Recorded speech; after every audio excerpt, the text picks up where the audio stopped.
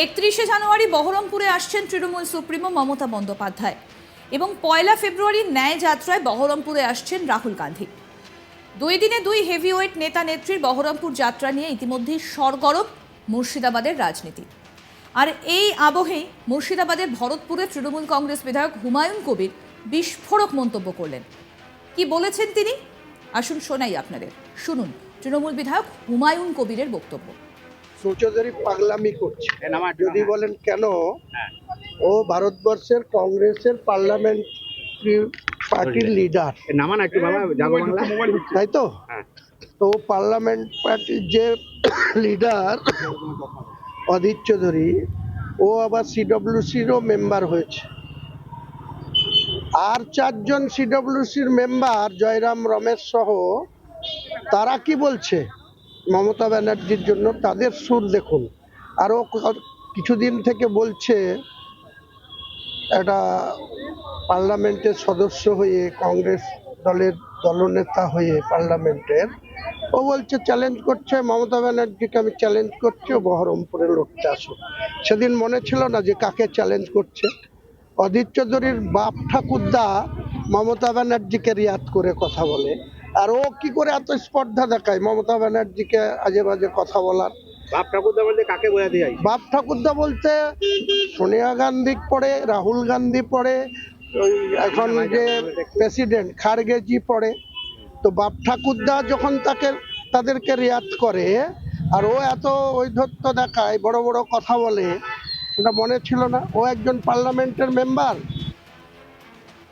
সরকারি গেস্ট হাউসে কংগ্রেসের সর্বভারতীয় নেতা রাহুল গান্ধীকে মধ্যাহ্নভোজ করার অনুমতি দেয়নি মালদা জেলা প্রশাসন। 31শে জানুয়ারি মালদাতে প্রবেশ করবে কংগ্রেসের ন্যায় যাত্রা।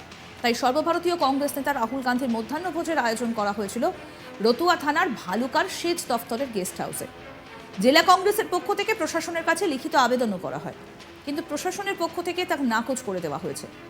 এই বিষয়ে হুমায়ুন কবির বলছেন, রাহুল গান্ধীকে স্টেডিয়াম না করে দেওয়া প্রসঙ্গে প্রশ্ন করলে কি বলছেন তৃণমূল বিধায়ক হুমায়ুন কবির, আসুন সেটাও শোনাই এবার। ফাঁকা থাকবে, রাহুল গান্ধীকে বলুন না 2 তারিখে এসে ঢুকে পড়বে, কোনো কেউ আটকাবে না। 1 তারিখে তো চেয়েছিল। 1 তারিখে যদি রাত্রে ঢুকে যাবে। তো আগে থেকে ঠাকুর ঘরে কে আমি কলা খাইনি, ওরা আগে থেকেই অন্য জায়গা খুঁজছে, ওদের আশঙ্কায় ভুগছে। অধীর চৌধুরী তো এটাই বলছে। হুমায়ুন দা, অধীর চৌধুরী এই কথাটা বলছে যে আমরা যদি মনে হয় অধীর চৌধুরীর জন্য প্রতিহিংসায় মাঠ দেব না, আমি সরে যাচ্ছি, মাঠ দিন। রাহুল গান্ধীর প্রোগ্রাম কেন আপনারা ডিস্টার্ব করছেন? সেটা জয়রাম রমেশ জিকে বলতে বলুন, কারণ জয়রাম রমেশ অধীর চৌধুরীর অনেক উপরে আছে ভারতবর্ষের কংগ্রেসের।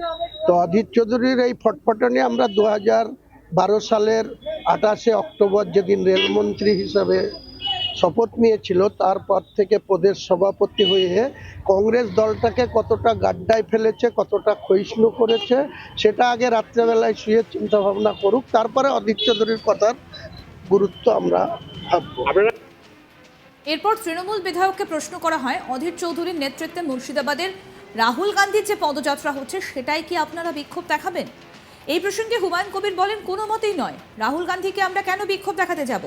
রাহুল গান্ধী বিজেপির বিরুদ্ধে লড়ছেন, মমতা ব্যানার্জিও বিজেপির বিরুদ্ধে লড়ছেন। তিনি বলেন যে এখন খারগেজি মমতা ব্যানার্জিকে চিঠি দিচ্ছেন, সেই চিঠিটা আগেই দেওয়া উচিত ছিল। আজকে যে সমস্যা এসেছে সেটা তাহলে কোনো মতেই আসতো না। যারা প্রোগ্রাম করবে সেই রাজ্যে করবে, সেই রাজ্যের প্রশাসনকে, প্রশাসনিক কর্তাকে ইনফরমেশন দেবে না, নর্মাল পোস্টে একটা চিঠি দিয়েছিল। অধীর চৌধুরী মমতা ব্যানার্জিকে অপমান করবে, অভিষেক বন্দ্যোপাধ্যায়কে ছোড়া বলে আখ্যা দেবে, আর সেই প্রশাসনের কাছ থেকে অধীর চৌধুরীকে রেয়াত করা হবে, এটা অধীর চৌধুরী কেন মনে করবে? কি বলছেন তিনি, আসুন শোনাই।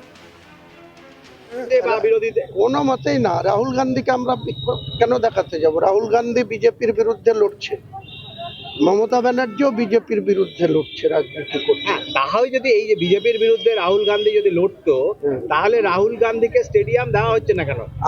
এটা কি জায়গা?